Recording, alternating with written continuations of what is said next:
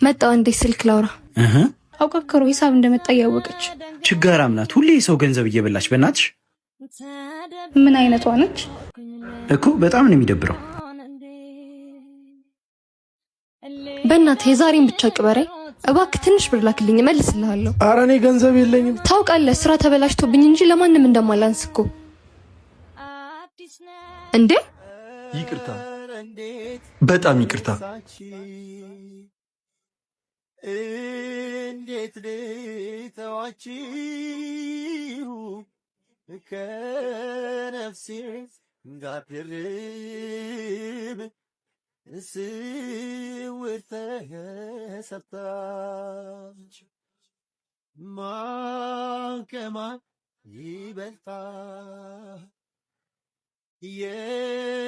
የትኛው ልምረጥ ለካስ ሞት ይሻላል።